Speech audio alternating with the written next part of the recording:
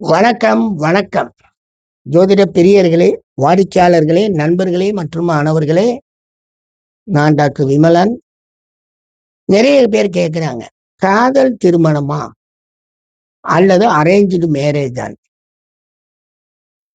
பொதுவாக காதல் திருமணம் அப்படிங்கிறது அவங்க இனத்திலேயே நடக்கிறதும் ஒரு வாய்ப்பு இருக்கு. மாற்று இனத்தினர், மாற்று மதத்தினர்லயும் நடக்கக்கூடிய வாய்ப்புகள் காதல் திருமணத்துல ஒண்ணு இருக்கு. இப்ப புதுசா என்னன்னா, தனது இனத்துல கொஞ்சம் இவங்க ஸ்டேட்டஸ் உயர்ந்த உடனேயே தனது இனத்துல திருமணம் பண்றத விட்டுறாங்க. வேற இனத்துல போவோம், நம்ம இனத்துல மாப்பிள்ளை கிடைக்கல, பொண்ணு கிடைக்கலன்ட்டு வேறு இனத்திலையும் போய் செய்யறாங்க. அதுக்கு பேர் என்ன, காதல் திருமணமா? இல்ல, அது அரேஞ்சு மேரேஜ் தான். பட் இனம் வேறையா இருக்கு. இவங்களுக்குள்ள ஒட்டிய இனமா இருக்கட்டுமே அப்படின்னு போறாங்க. இதுல ஜோதிடத்துல சொல்லப்பட்ட விஷயம் என்னன்னு கேட்டீங்கன்னா, கோள்கள். இப்ப காதலும் பண்றாங்க, மாற்று இனத்திற்குள்ளேயும் திருமணம் பண்றாங்க. ரெண்டுக்கும் சேர்ந்ததுதான். ஏன்னா காதல் பெரும்பாலும் மாற்று இனத்திற்கு போயிரும். இப்ப இந்த காதல் திருமணத்துக்கு என்ன வாய்ப்பை கொடுக்கறாங்கன்னா, 5, 7 குடையவர்கள் சம்பந்தம் பெற்று இருக்கக்கூடிய ஜாதகம். 5 குடையவன் 7 குடையன்னு இணைந்தோ அல்லது மாறி இருந்தோ இருக்கக்கூடிய அமைப்பினர்களுக்கு காதல் திருமணங்கள் அல்லது மாற்று இனத்து திருமணங்கள் நடக்குது. அதே மாதிரி 7, 9 குடையவர்கள் தங்களுக்குள் சம்பந்தம் பெற்றிருந்தால் அவர்களுக்கு மாற்று இனத்தினர் அல்லது காதல் திருமணம் நடைபெறுது.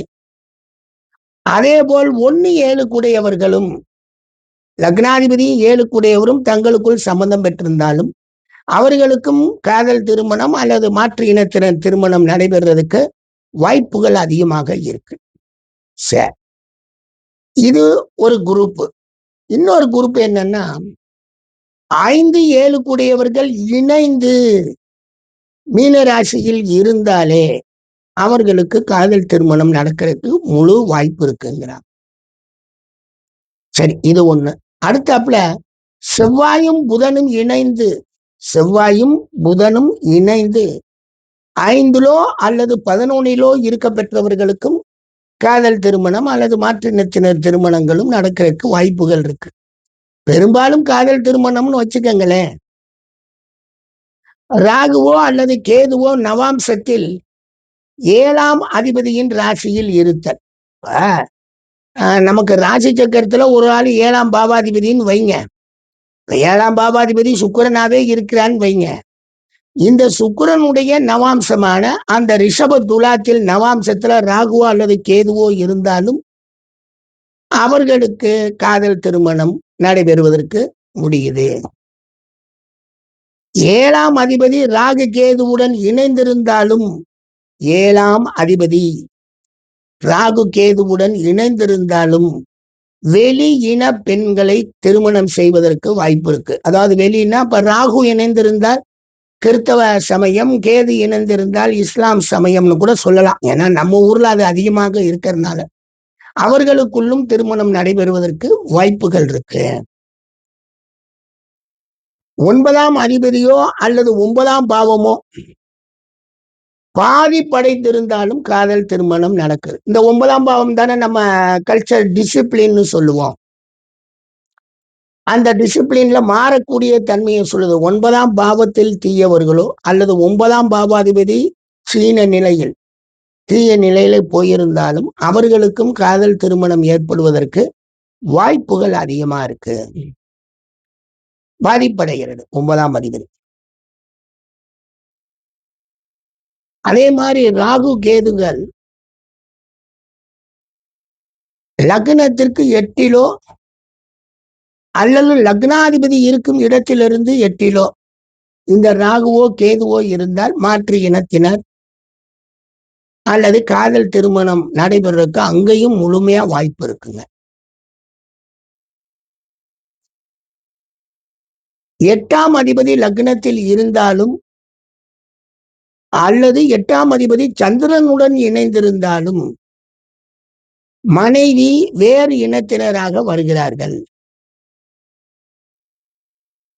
அதே மாதிரி சனியும் ராகுவும் இணைந்து 7ஆம் பாவத்தையோ செவ்வாயவோ அல்லது சுக்கிரனையோ பார்த்தாலும், யாரு சனி ராகு இணைந்திருந்து 7ஆம் பாவத்தையோ அல்லது சுக்கிரனையோ அல்லது செவ்வாயவோ பார்த்தாலும் மனைவி வேற்று இனத்திலிருந்து வருகிறார். 2ஆம் அதிபதியோ அல்லது 2ஆம் பாவமோ கெட்டிருந்தால் வேற்று இனத்தினுடைய மனைவி அமைகிறார். எவ்வளவு அழகாக போகுது பாருங்க. இதுதாங்க, இது ஒரு குரூப். இன்னும் கொஞ்சம் கொஞ்சம் இருக்கு, அது அப்புறமேல் சொல்றேன். ஏன்னா நான் எழுதல போர்டுல, உங்களுக்கு இதை வாசிச்சு தான் வச்சிருக்கேன். நீங்க வாசிச்சு தெரிஞ்சுக்கிற மாதிரி உங்க அறிவுக்கு வர மாதிரி ஒரு 7 நிமிஷம் பேசுவேன். ஞாபகத்துல வச்சுக்கோங்க. அவ்வளவுதான். 5 7 கூடியவர் அல்லது 7 9 கூடியவர் அல்லது 1 7 கூடியவர் தங்களுக்குள் அவங்க 2 பேருக்குள் சம்பந்தம் அடைவது. 5 7 கூடியவர் இணைந்து மீனத்தில் இருப்பது. செவ்வாயும் புதனும் இணைந்து 5லோ 11லோ இருப்பது. ராகுவோ அல்லது கேதுவோ நவாம்சத்தில் 7ஆம் அதிபதியின் ராசியில் இருப்பது. 7ஆம் அதிபதி ராகு கேதுவுடன் இணைந்திருந்தாலும் வெளியினம். 9ஆம் அதிபதியோ அல்லது 9ஆம் பாவமோ பலவீனமாக இருக்கிறது. ராகு கேது லக்னத்திற்கு 8ல் இருப்பது அல்லது லக்னாதிபதிக்கு 8ல் இருப்பது. 8ஆம் அதிபதி லக்னத்திலோ அல்லது சந்திரனுடன் இணைந்திருந்தாலும் சனியும் ராகுவும் இணைந்து 7ஆம் பாவத்தையோ அல்லது செவ்வாயவோ சுக்கிரனையோ பார்வையிடுவது.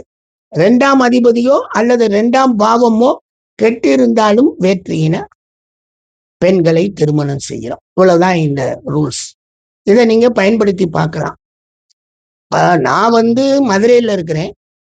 எனக்கு 2ஆம் அதிபதி சனி குரு புதன் கேதுன்னு கெட்டிருக்கு. நான் திருமணம் பண்ற அமைப்புல பார்த்தீங்கன்னா, நான் அவங்க யாருன்னே தெரியாது. எங்க சொந்தக்காரங்களே கிடையாது எங்க மனைவி. நாங்க கல்யாணம் பண்ணோம். அது கல்யாண வாழ்வு சிறப்பா இருக்கிறது. அதுக்கு தனாதிபதி நமக்கு நல்லா இருக்கா, நல்லா பேசுறோம். அன்றையில இருந்து இன்னைக்கு வரைக்கும் ஜோதிடர்னு சொல்லிதான் கல்யாணம் பண்ணோம். அது நம்ம வாழ்க்கையை அப்படியே நம்ம நடத்துறோம். ஜோதிடர் தான் பேராசிரியர் ஆகிறோம், பேராசிரியர் தான் பழையபடி ஜோதிடர் ஆகிறோம். நம்ம இந்த துறையை விட்டு வெளியே போகல. ஆனால் நமக்கு இனத்தின் அடிப்படையில அப்படி வருது. ஜோதிடருக்குன்னா நாங்க இருந்த காலத்துல 35 33 வருஷத்துக்கு முன்னால யாரும் பொண்ணு தரல. ஜோசியம் பார்க்கறான், பொய் சொல்வான்னு சொல்லிட்டு போயிட்டாங்க. நான் அதனாலேயே அன்னையில இருந்து இன்னைக்கு வரைக்கும் உண்மை பேச வேண்டியதா கடமையா போயிடுச்சு. ரைட். மற்றபடி இதுல ஒன்றும் பெரிய மாற்று கருத்து கிடையாது. இது வாய்க்கிறதுக்கு வாய்ப்பு இருக்கு. காதல் திருமணமும் வருது, அரேஞ்சு மேரேஜும் வருது. வேற்றினத்தினர் அரேஞ்சு மேரேஜ் காதலிச்சால் அவங்களும் வேற அமைப்பா இருக்கிறாங்க. அதே மாதிரி தங்களுடைய சொந்தங்களுக்குள் காதலிக்கிறவங்க, ஒரே ஜாதியினர் காதலிக்கிற அமைப்பெல்லாம் வந்திருக்கு. இந்த பாவகங்கள் 5 7 அந்த 7 9 1 7 அவங்களுக்குள் சம்பந்தம் அடைந்தால் 1 7 அவங்களுக்குள் சம்பந்தம் அடைந்தால் காதலிக்கிறதுக்கு அவங்களுக்கு வாய்ப்புகள் அதிகமாக இருக்கு. மற்றதையும் கொஞ்சம் பார்த்துக்கங்க. நன்றிங்க நன்றிங்க நன்றிங்க. ESPன்னு வந்திருக்கா? ரைட், ஆஃப் பண்ண.